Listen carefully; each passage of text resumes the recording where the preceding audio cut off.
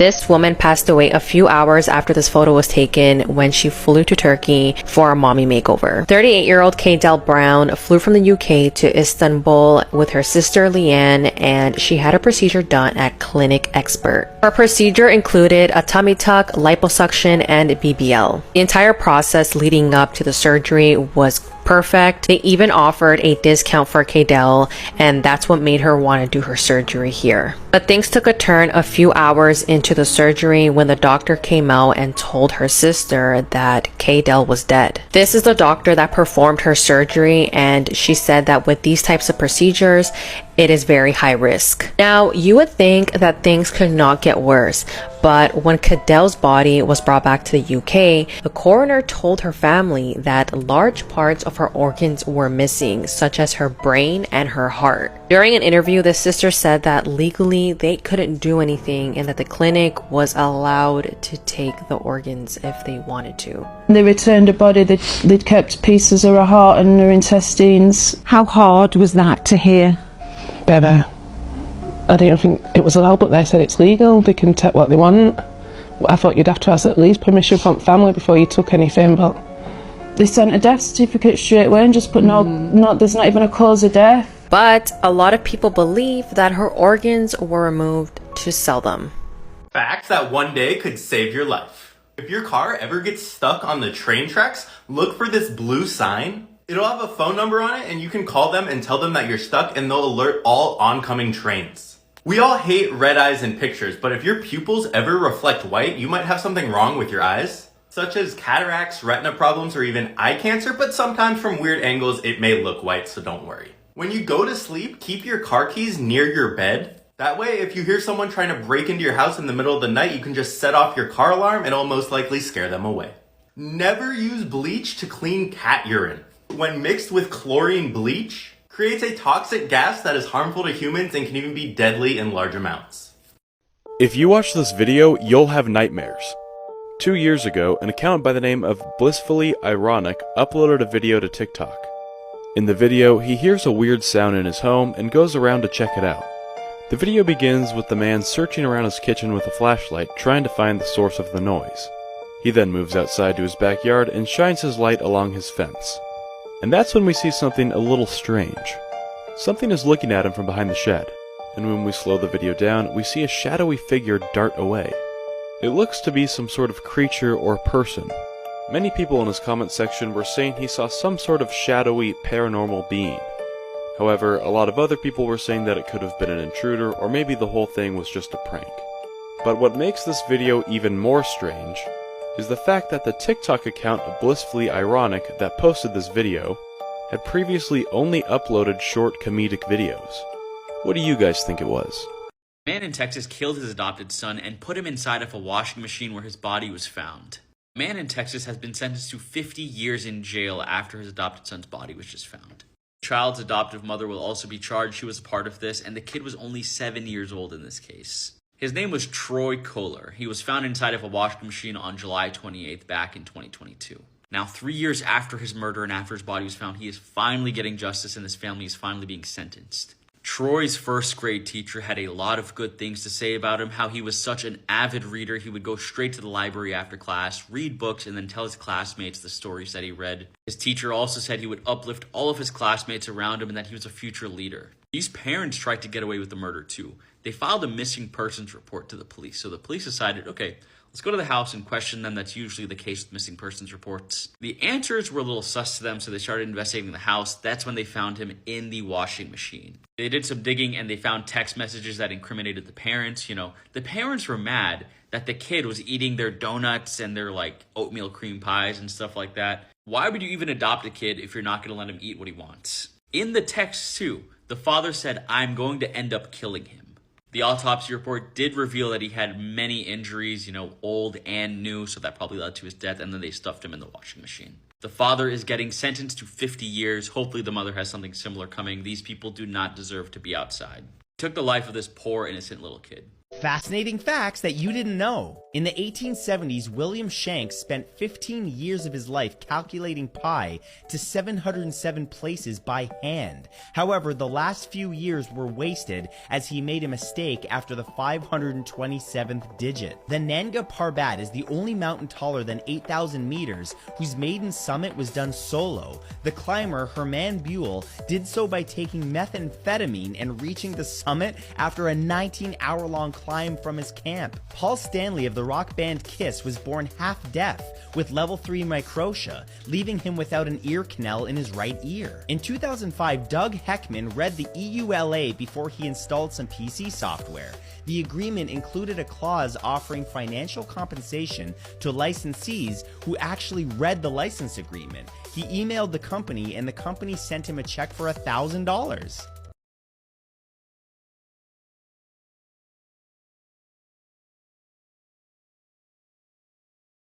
Morbid Facts, Part 314.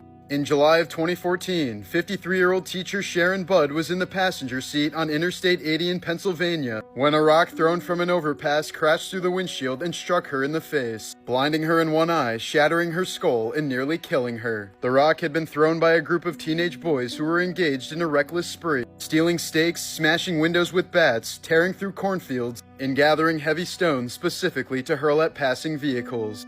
After the impact, they laughed, cheered, and even returned to the scene twice more before being caught. All of them were eventually convicted, and several received prison time. The trauma completely upended Sharon's family, and 2 years later, her husband Randy, who had tirelessly fought for stricter overpass protections and campaigned for legislative change, tragically took his own life, apparently overwhelmed by the financial and emotional toll of the horrible incident.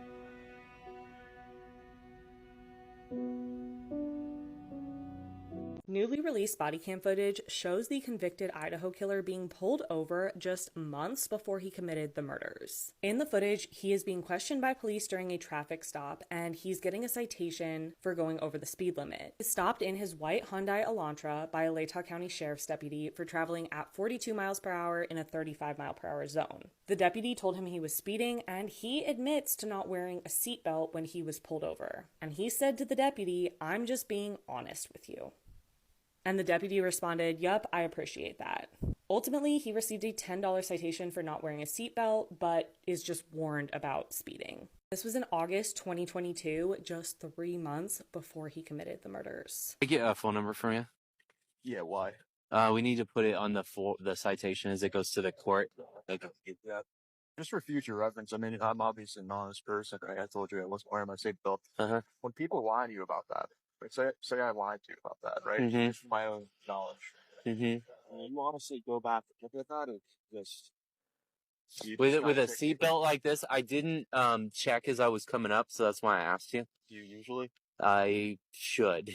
I noticed you weren't wearing it, and I'm on this emphasis, and like I said, I'm getting paid by ICD, and they want us to enforce the seatbelt law, so I was being more aware of that.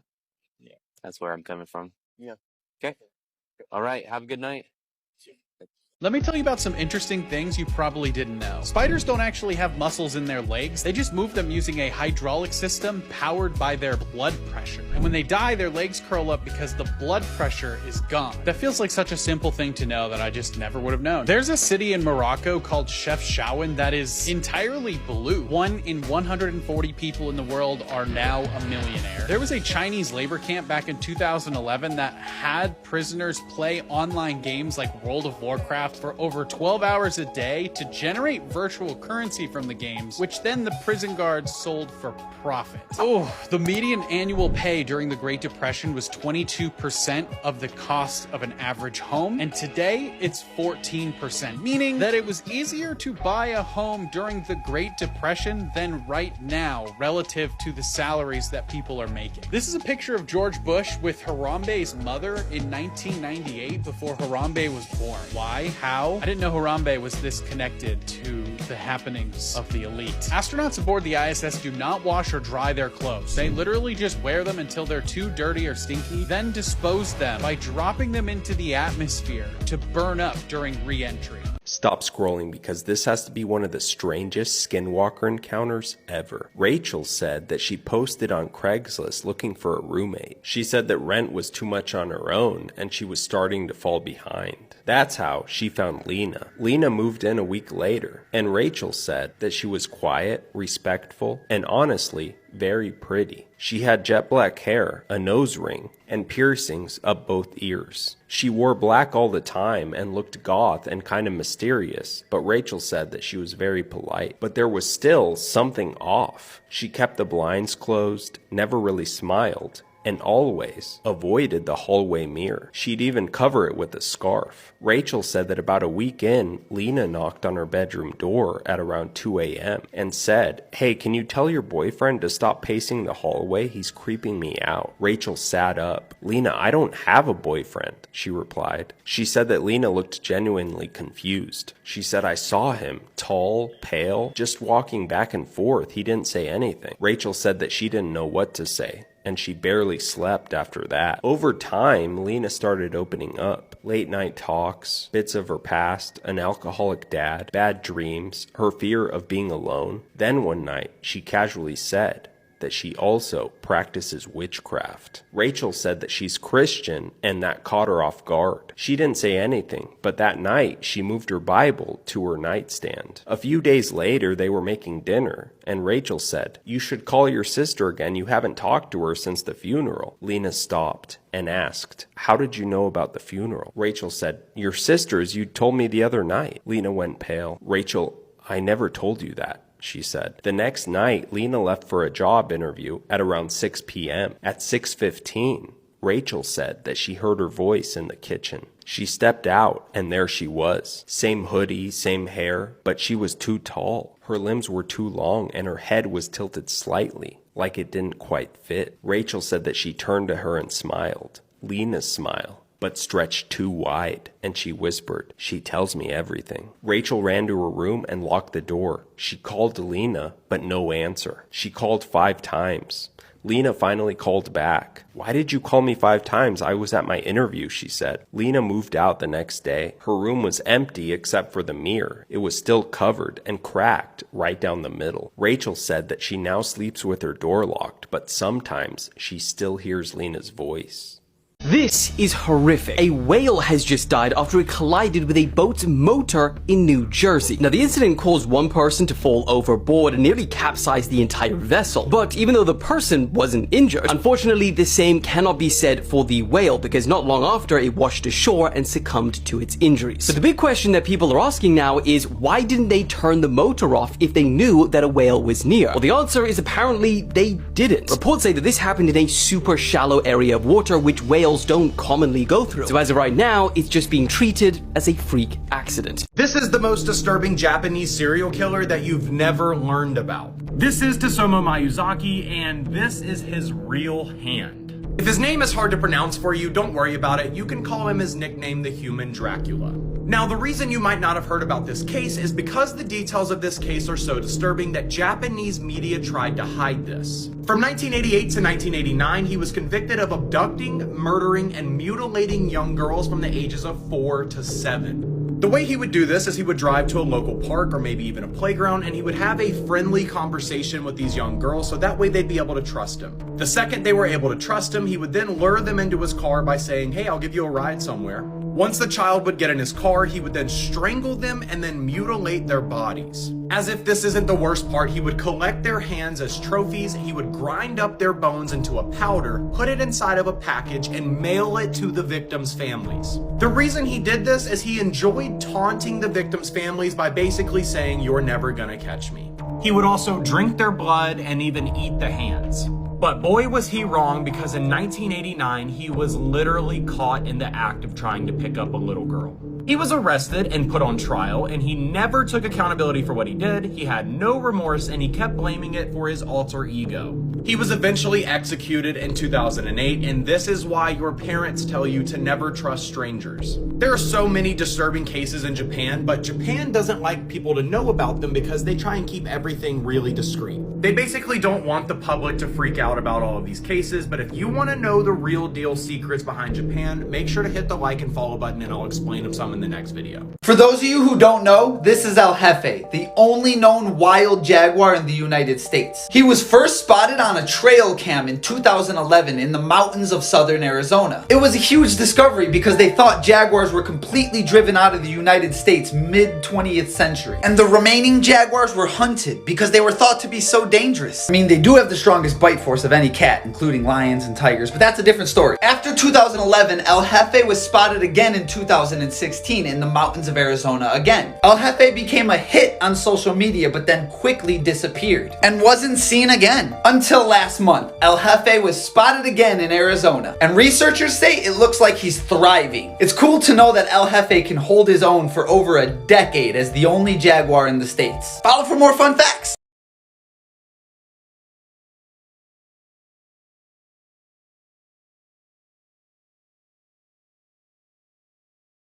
Extremely sad, but true facts that will make you think. In 2012, the most requested Christmas gift by children in the UK was a father. Pigs can actually get depressed. Judith Barzey, who voiced Ducky in The Land Before Time, was murdered by her father before the movie was even released. And Tom Felton, who plays Draco Malfoy in the series of Harry Potter, had to bleach his hair every 10 days for just 30 minutes screen time. The craziest true fact: wardrobe in a single washing load. And this saves both time and money. But what about the real scientific facts you might be wondering about? According to some studies, being short might mean you live longer than your taller counterpart. And guess what? You might have a reduced risk of certain diseases like cancer. And the best part? Information goes to your brain quicker because of your shorter nerve. So technically, you're a quicker thinker than other people. 3 signs that your phone has been hacked.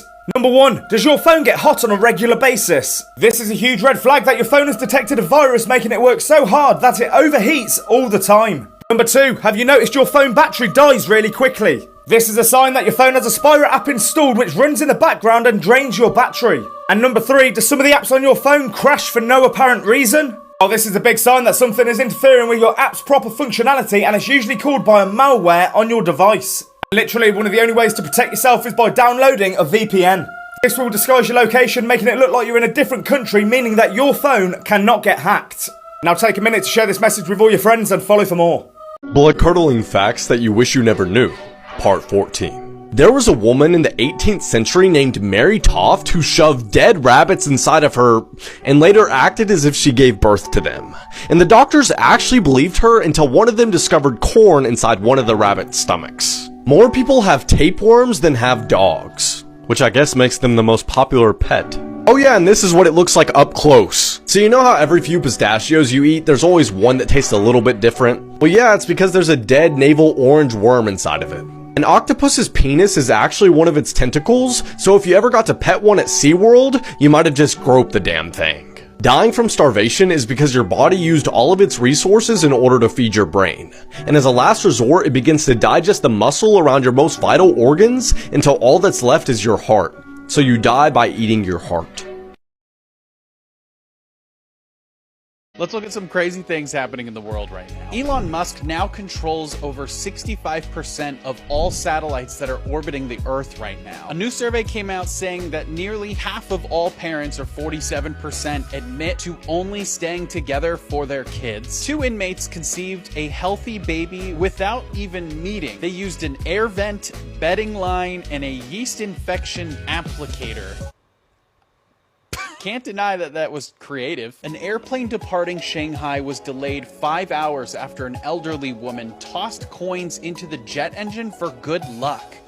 Flowers in Antarctica are starting to bloom, and experts are saying that that is not good news. Meta is going crazy and offering tons of money to top AI people, and offered someone $1.25 billion for one person. I think that's about what LeBron has earned in his entire career, if that, from a salary. And he said no. You said no to $1 billion just to have a job somewhere. This is why you need to be careful with dating apps. On November 15th, 2017, 24-year-old Sydney Louvre decided decided to meet Bailey Boswell in person after speaking on Tinder for a few days. For their first date, Bailey invited Sydney to come over to her apartment that she shared with her boyfriend Aubrey Trail. 24 minutes after Sydney arrived to the apartment, her phone was turned off and Bailey and her boyfriend Aubrey murdered her and chopped her body into 13 pieces using a saw. This attack was planned by the couple for a while, and there's even surveillance footage of them going into Home Depot and buying the saw and cleaning supplies. They then scattered Sydney's remains along the roads in Clay County, Nebraska, and it was found 3 weeks later. Investigators later found out that the couple talked about gaining power by committing murders and making videos of them torturing people. At the end of it, Bailey was sentenced to life in prison and Aubrey was sentenced to death.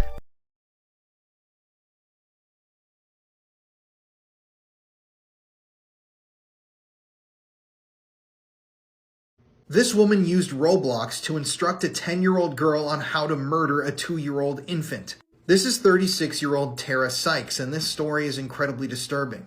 Tara Sykes' 10-year-old daughter was living with a different family and she wasn't happy with it. So she got onto the game Roblox and started communicating with her 10-year-old daughter. And eventually these chats turned completely disturbing. Tara communicated with her 10-year-old daughter over Roblox and told her exactly how to kill this 2-month-old baby.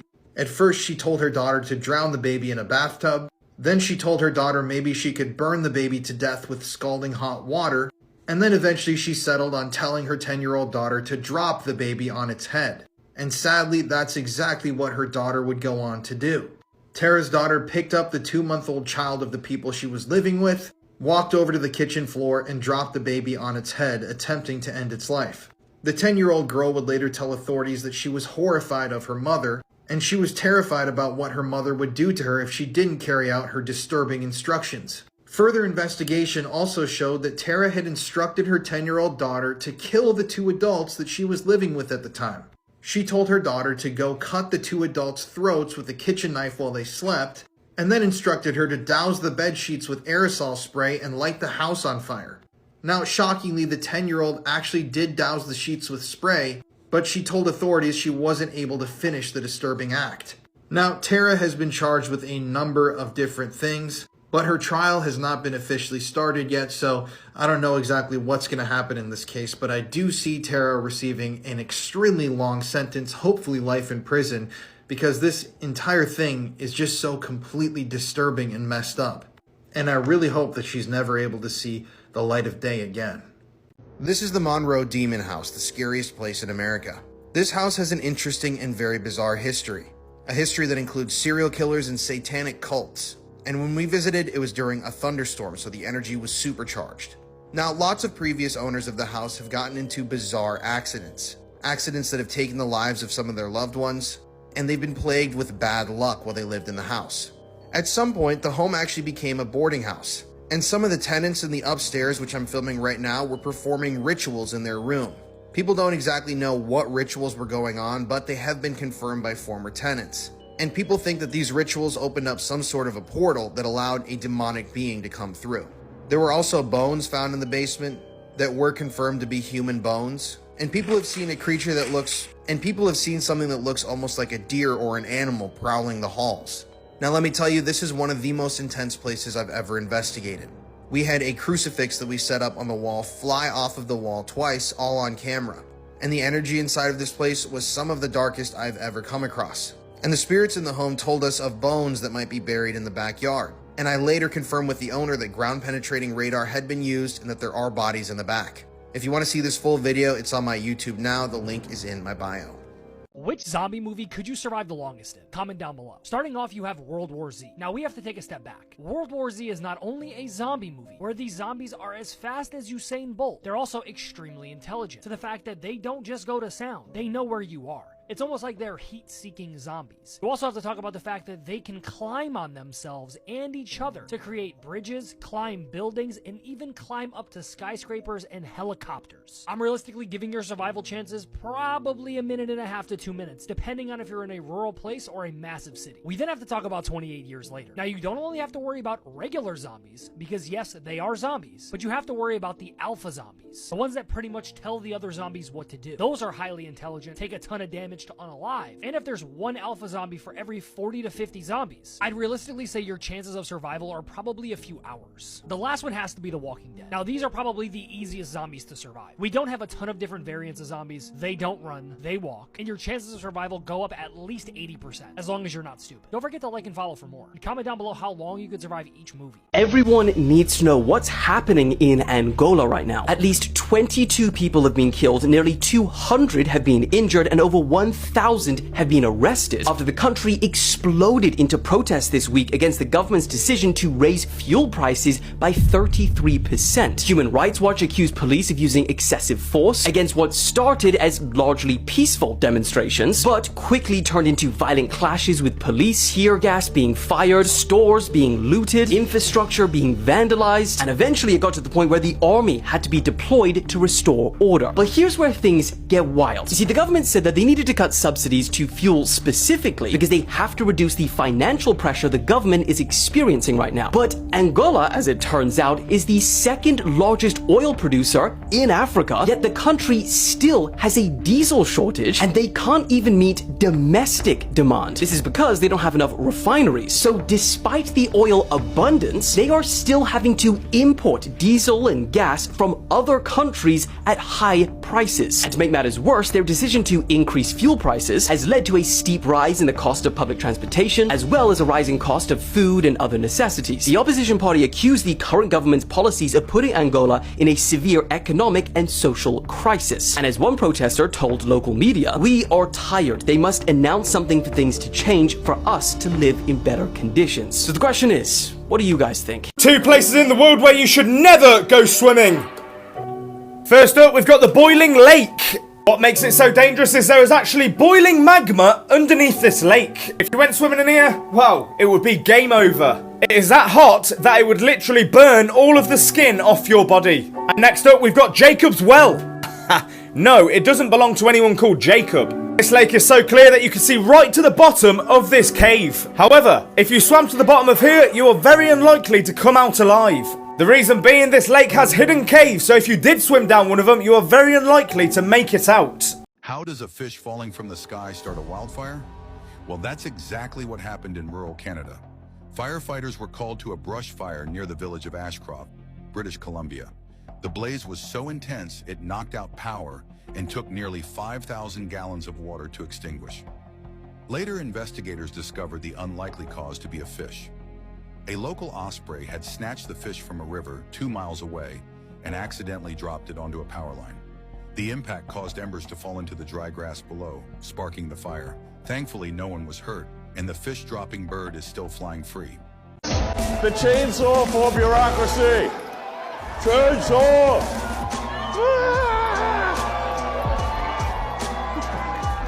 That's perfect.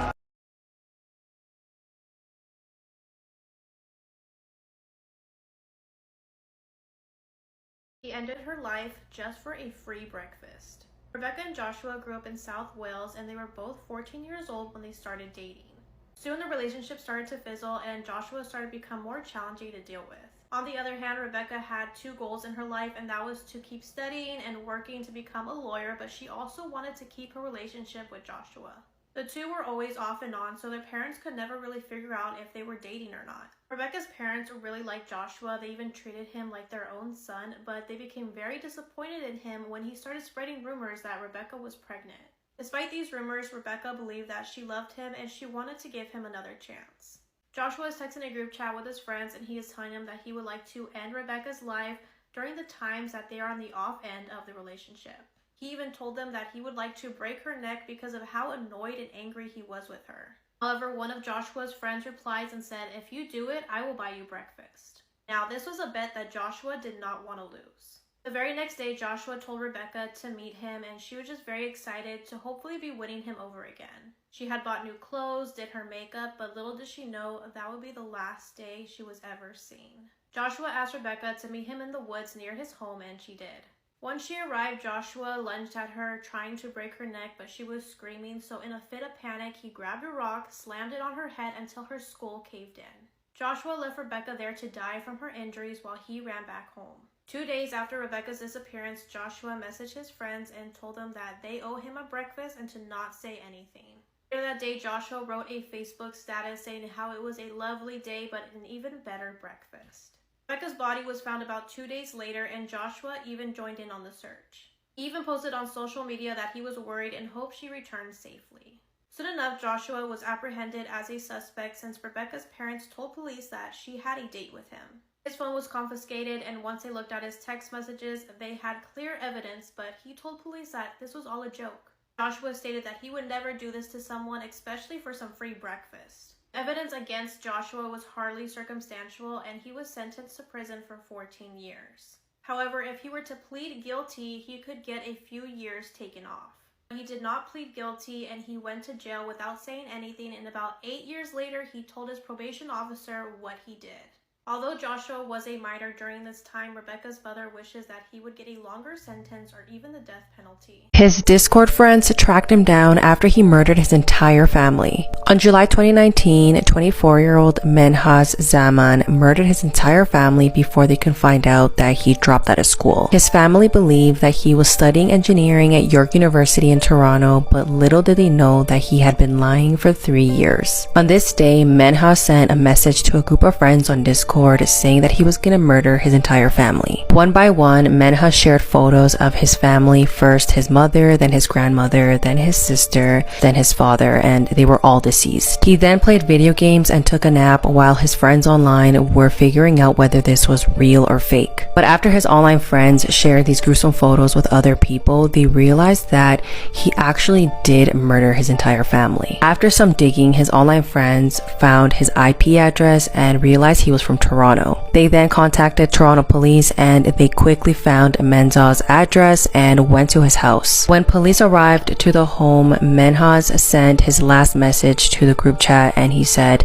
"Police are here, goodbye." The bodies of his entire family were lying around the house, and he confessed that he did this because his graduation was approaching and he didn't want his family to feel ashamed that he didn't finish school. The autopsies revealed that Menhaz struck each one of his family members with a crowbar and then cut their throats. Menhaz was sentenced to life in prison and is eligible for parole in 40 years. Horror movie monsters who would be impossible to survive. The Creature from the Ritual. The story follows 4 college students, reunited for a hiking trip in Sweden to honor one of their unalived friends. And they decide to take a shortcut through a dense forest and are now being stalked. But what's stalking them is revealing past traumas and secrets. And the creature that's stalking them has a humanoid-like torso with a massive moose/elk head, glowing eyes and arms protruding out of its head, and acts as if it's some kind of god to the forest. And get this, it feeds on fear and submission, and only spares the ones that worship it. So you're telling me that there is a massive skinwalker-esque creature in the woods. You're out there alone with your friends celebrating an unalived friend's birthday, and now you're being stalked by a massive elk skinwalker. Yeah, you're clapped. I don't know what else to tell you. You then have the haunted mirror from Oculus. I mean, technically mirrors aren't monsters, but you kind of get the premise, right? Now, I tried to talk about this the other day and y'all didn't like it, so I had to slip it in here. The story follows a mirror made of lazuli glass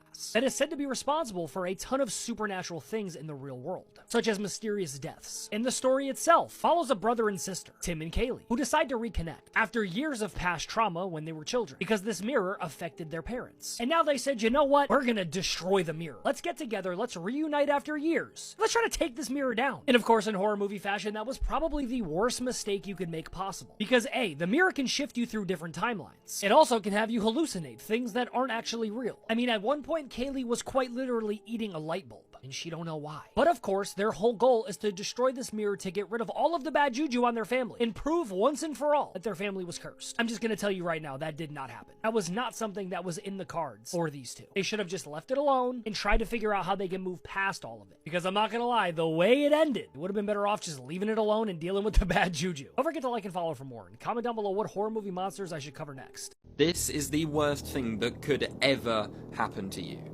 You may have seen some of these photos before, and yes, they are all 100% real. Known as the 1,000-yard stare, this was a very common occurrence, and these photos mostly being captured during World War II. But there is also much more recent examples, and people still do struggle with this to this day. It gets its name from the people who are just staring thousands of miles away into the distance with no thought behind them. I also know this as shell shock, which is also pretty much the same thing. But what typically causes this is seeing something sudden and very traumatic, like someone passing away right in front of you suddenly in the war. Or any sort of immediate traumatic event that could happen in your life during the war or even during today. Then triggers something in your body which puts you into this state where you can barely function and are just fixated on this one thing. But what makes it even worse is you've probably heard stories from back during the war of people with shell shock and how they were treated so badly. We barely knew anything about mental illness or things like this back there, so there wasn't much they could do, and if they did try, it would normally make it worse. Nowadays, luckily, even though this does still happen, there are a lot more physical treatments, we know about it, and it can be helped.